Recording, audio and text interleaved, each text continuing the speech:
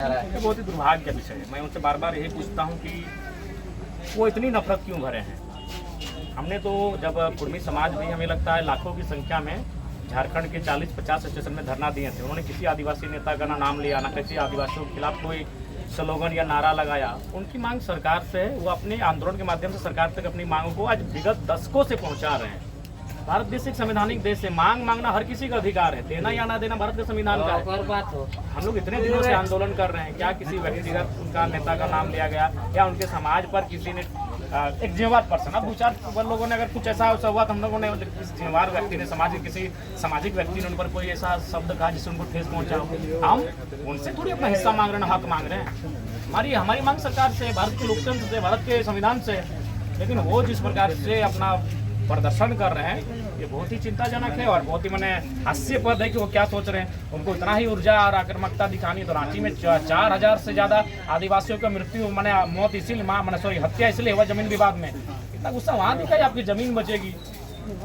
आज क्या नहीं हो रहा आदिवासियों के साथ, जो अत्याचार हो रहा है वहाँ गुस्सा दिखाइए, वहाँ आप धरना दीजिए, वहाँ आंदोलन करिए तो सब चुप हो जाते हैं। हमको सबसे आश्चर्य वहाँ लगा, एक बेदिया जी करके हैं, जेल के वालों ने धरना दिया, उनका परिवार को मुआवजा दिलाया और देख रहे शाम को वो भी हमारे खिलाफ जा रहे हैं। तो हम वो समाज है कि सुबह जिसकी हमने मदद किया वो शाम को हमारे खिलाफ नारा लगा रहा है, फिर भी उसकी हम मदद कर रहे हैं। और वही है, कुर्मियों का वही योगदान इस राज्य के लिए है कि जिन्होंने इस राज्य को, मैं नहीं कह रहा हूँ कि आदिवासी या अन्य किसी की भागीदारी नहीं है, सबकी भागीदारी है, लेकिन जिन्होंने इस राज्य को बनाने में भागीदारी दिया था उनको भैया सम्मान मिल चुका है। आज आदिवासी ने अगर योगदान दिया तो उनको सम्मान मिला हुआ है, वो आज जगहों पर है, उनकी भाषा संस्कृति का सम्मान है, उनके लोगों का सम्मान है, उनके लिए विशेष पैकेज, विशेष सुविधा है। लेकिन वही हमने कहा कि अगर कुर्मी है जिसने अपना सर्वस्व निछावर नहीं, अब तो आज कहेंगे कि हमने बर्बाद हुए झारखंड राज्य में, और हम लोग आज कहीं नहीं है। सब वही आज हम देखें ना, उनको सुबह हम लोग मदद किए, सुबह की रात को था कुछ घटना घटा था, हम लोग पूरा जेल के हमारे सब ज़्यादातर महतो लड़का और महिला, उनका धरना दिए, मदद किए और शाम को गए हमारे खिलाफ नारेबाजी कर रहे। फिर भी हम लोग बोलते हैं अगला बार भी आपका मदद करेंगे। तो उस चूँकि हम लोग खेती बाड़ी करते हैं, खेती बाड़ी का मतलब क्या है? खेती बाड़ी का मतलब ही है बहुत कुछ सहने के बाद भी हम लोग हमारा अनाज जिस तरह चेरा, चिनगिनी, मूसा, काड़ा, गोरू सब खाता है, सबको खिलाते हैं। वही हमारा सोच है, वही हमारा सिद्धांत है। हमने किसी को ना गाली दिया, हमारी मांग सरकार से थी, हम लोग शांतिपूर्ण तरीके से आंदोलन किए। लेकिन वो जो जिस प्रकार से मैंने हिंसात्मक, घृणात्मक और नफरत भरे भाव में जो अपना पैगाम दे रहे हैं, ये बड़ा दुर्भाग्य की बात है। इसीलिए हम आज बार बार कह रहे हैं, आज कहीं ना कहीं बार बार अपने जो महापुरुष जिन्होंने राज्य लड़ने में अपना सर्वस्व निछावर किया, उन्हें पहले शेड्यूल का ही लड़ाई लड़ लेना चाहिए। लेकिन जयराम महतो के लिए शेड्यूल ट्राइब वाले लोगों के नज़र में तो अब उनके नज़र में वोट घट गया। अब वो लोग कह रहे हैं कि जयराम महतो को पहले वोट दिलाए थे और दिए भी थे, लेकिन अब नहीं देंगे क्योंकि ये आगे जाकर के अगर विधायक मुख्यमंत्री बनेंगे तो ये हम लोग आके फ्यूचर में डैमेज करेंगे। ऐसा कुछ नहीं है, क्या डैमेज करेंगे भाई? 75 बच्चों में शामिल कर दीजिएगा, क्या होगा उससे? 10 लोग शामिल हुए तो कुछ अब डैमेज नहीं हुए। जब झारखंड राज्य हमें मिला उस समय 30 समूह शेड्यूल ट्राइब की सूची में शामिल थे। राज्य अलग होने के तुरंत बाद कोल और कोरबा को शामिल किया गया, ये हो गया 30-32। उसके बाद हाल ही में 2-4 साल पहले और 10 लोगों को शामिल किया गया, जिसमें तमाड़िया, भोगता, गंजो, नाम याद नहीं है, 10 को है। 10 और समूह को शामिल किया गया, यानी 32 और 10 42। यानी आज के डेट में झारखंड में 42 अनुसूचित जनजातियों के समूह है। तब तो आपको दिक्कत नहीं हुआ। आने वाले दिन घटवार समाज के लोग डिमांड करेंगे, खासी डिमांड करेंगे, तांती डिमांड करेंगे, तेली में कोल्हू तेली डिमांड कर सकता है। बाकी सभी को अगर तेली समाज करेंगे तो फिर वो फेलियर हो जाएंगे। कोल्हू तेली का संबंध रहा है, वो डिमांड कर सकते हैं आने वाले दिन चल के। तो आने वाले दिन बहुत सारे लोग जो अंग्रेजों के कालखंड में, प्राचीन समय में ट्राइबल कल्चर जिनका रहा है वो डिमांड करेंगे, तब तो उनको कोई दिक्कत नहीं हुआ। बोले 10 नया समूह जुड़ा, तब तो आपने चूं तक नहीं किया। भोगता तो बेचारे शेड्यूल कास्ट में थे, सत्यानंद भोगता तो चुनाव ही नहीं लड़ पाए उस कारण, तो आप शेड्यूल कास्ट से वो शेड्यूल ट्राइब में चला गया। और भी कई उसी समय बहुत नए नाम है, चूंकि इसीलिए हम लोग तो 10 समूह जाके ऐड हुआ, तब किसी को दिक्कत नहीं हुआ, ना रोड में आए ना सड़कों में आए। पता नहीं इनका नफरत कुर्मियों से क्यों है, वो आज तक हम नहीं समझ पाए। हम अभी भी समझ नहीं पा रहे कि ये नफरत मैंने क्या। आप देख रहे हैं बिहार, उड़ीसा और बड़े छत्तीसगढ़, उत्तर प्रदेश के लोग पूरा रांची में, मैंने जमशेदपुर में इत्यादि जगहों में आदिवासी का जमीन कब्जा करके बैठा है। और बोले तो उसमें 4000 लोगों का मर्डर हुआ है आदिवासियों का, केवल जमीन विवाद में। वहाँ उनका गुस्सा खून कुछ भी नहीं खोला। आज तक संथाल परगना में क्या स्थिति है आपको भी मालूम है। डेमोग्राफिक चेंज है। जो भी हो तो आदिवासी समाज जाने, संतोल आदिवासी के नाम से संथाल परगना का नामकरण हुआ था, संथालों के नाम से। वहाँ आपका गुस्सा ना आक्रोश कुछ नहीं दिख रहा है। लेकिन जिन लोगों के साथ अपने राज्य को अलग किया, और ये सभी जानते हैं भैया, एक आम आदिवासी अगर कुर्मियों की भागीदारी आदिवासियों के साथ झारखंड अलग राज्य की लड़ाई में नहीं होता तो राज्य अलग नहीं होता। क्लियर बात। जब झारखंड के लिए जयराम महतो आदिवासियों के लिए अब तक क्या कुछ आवाज उठाए हैं? चाहिए मेरा तमाम मेरा जो विधानसभा का मेरा डिस्कशन है वही चोरी छुपे थोड़ी विधानसभा में बात होता है।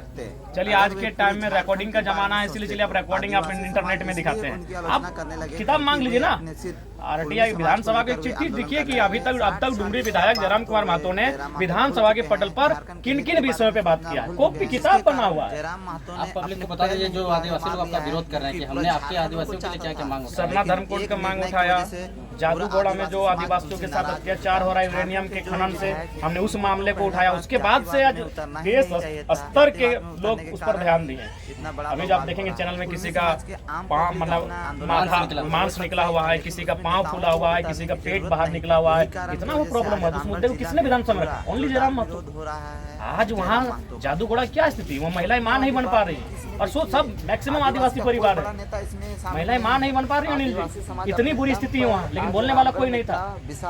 हमने जिस दिन मुद्दा उठाया सदन में, शाम को हमको फोन आया कि विधायक जी आप बहुत गलत किए हैं, फंस मैंने बवाल हो जाएगा आपके ऊपर, अब लोग टूट पड़ेंगे। मतलब वो लोग माने पूंजीपति लोग। ये हमको एक पत्रकार ने, जाने माने पत्रकार ने हमको फोन किया कि विधायक जब जादूगोड़ा का मामला क्यों छेड़ दिए, वो आग है, वहाँ आदिवासी लोग मर रहे हैं और आदिवासी नेता चुप है। वहाँ कभी जादूगोड़ा ग्राउंड में जाइए, देखिएगा स्थिति, देखिए होंगे कवरेज में आप लोग। इतना बड़ा यहाँ से मांस फूला है, इतना बड़ा हो गया है, पेट इतना बाहर आ गया, पाँव इतना फूल के हो गया। उस मामले को सदन में अगर किसी ने उठाया तो only and one Jairam Kumar Mahato ने उठाया। और उठाने के तुरंत बाद हमको शाम को फोन आता है कि आपने क्यों उस आग में हाथ रख दिया है। क्या हाथ वापस ले लीजिए? कायल वापस नहीं गया, कायल वापस ले लेंगे। तो ऐसे अनगिनत मामले हैं। सुभाष मुंडा की हत्या हुई यहाँ पे आपका रांची में, उस मामले को मैंने सदन में उठाया। आपका याद होगा बोकारो में भी जमीन विवाद में एक आदिवासी की हत्या हुआ था, कोई सोरेन जी करके है, नहीं चंदनकेल साइड में, तेलीडी साइड में, ये फोरलैंड में। उस मामले को मैंने सदन में उठाया। बोलिए तो कि आदिवासियों का कौन सा मामला इतने कम समय मैंने नहीं उठाया। जयराम महतो कैसे जाएंगे गुमला सिमडेगा और अपना पार्टी का विस्तार करेंगे, क्योंकि आप पार्टी के केंद्र अध्यक्ष भी हैं? देखिए हम जाएंगे, जुड़ना या ना जुड़ना जनता का मुद्दों के साथ जाएंगे। आज हमारे पार्टी के देवेंद्र नाथ महतो जी कल वहाँ धरना पर हैं लोहरदगा में। देखिए आज भी याद रख लीजिए, आज आदिवासी समाज केवल कुर्मियों के विरोध में ही एकजुट होकर आंदोलन कर सकता है, लेकिन जब उन पर ही बात आएगी, उन पर ही अगर प्रॉब्लम आएगा तो कौन निकल रहा है, कौन निकल रहा है, कहाँ? अभी तो अब बताइए ना, उनके बसंत सोरेन जी बोल रहे हैं कौन सूर्य हंसदा हम नहीं जानते हैं। आज क्या हुआ, अगर इतनी भीड़ जितना आज वो कल निकालने, अगर उतनी भीड़ सूर्य हंसदा के न्याय के लिए निकल जाता तब तक न्याय मिल चुका होता। क्या लगता है जयराम जी इसके पीछे कौन है? कोई पॉलिटिकल एजेंडा है, कोई इनको फंडिंग कर रहा है, या इसके पीछे कोई गॉडफादर वगैरह है? नहीं, कोई तो होगा। इसलिए कोई होगा कि कल का जो उनका आंदोलन था वो पूरी तरह से जयराम महतो पर केंद्रित था। वह विरोध ऐसा नहीं होता है, बिल्कुल विरोध आप करने का, आपको अगर आप भी विरोध करिए कि भाई इनको शामिल ना किया जाए, ये तथ्य रखिए, अपना तर्क दीजिए, अपना जो भी बयान देना है, जो भी चीज़ें देना है एक शालीनता से दिया जाए। 1932 खतियान का भी आप मांग गवर्नर सामने से पब्लिक डोमेन में बात रखा, वो तो सभी जातियों के लिए था, सभी वर्गों के लिए था। और अभी गवर्नर महोदय के सामने ये आसान नहीं है किसी नेता का। मुख्यमंत्री के सामने डिमांड कर देना आसान है, लेकिन महामहिम का एक अलग प्रोटोकॉल होता है। मैंने उनके सामने मांग को रखा, तो ये तो वास्तविकता है। और दूसरी बात देखिए, अभी बहुत सारे लोग बड़ा साजिश कर रहे हैं। अभी तो हम देख रहे हैं विनोद बाबू के जो एक उनको हम जानते हैं, वकील साहब हमारे बहुत परम एक आम आदिवासी का क्या सोच है जयराम महतो के बारे में? देखिए आदिवासी बहुत भोले भाले होते हैं। जयराम महतो जब झारखंड के लिए सोचता था, झारखंड की जनता के बारे में सिर्फ सोचते थे। 60-40 का आंदोलन किए, जिसके कारण वे विधायक भी बने। पूरा झारखंड उनको अपनी पलकों में बैठा के रखते। अगर वे पूरे झारखंड के बारे में सोचते तो आदिवासी समाज इसलिए उनकी आलोचना करने लगे क्योंकि वे अपने सिर्फ कुर्मी समाज को लेकर वे आंदोलन करने लगे। 60-40 का बात तो वे जयराम महतो भूल चुके हैं, झारखंड के हित के बारे में सोचना भूल चुके हैं, जिसके कारण जयराम महतो ने अपने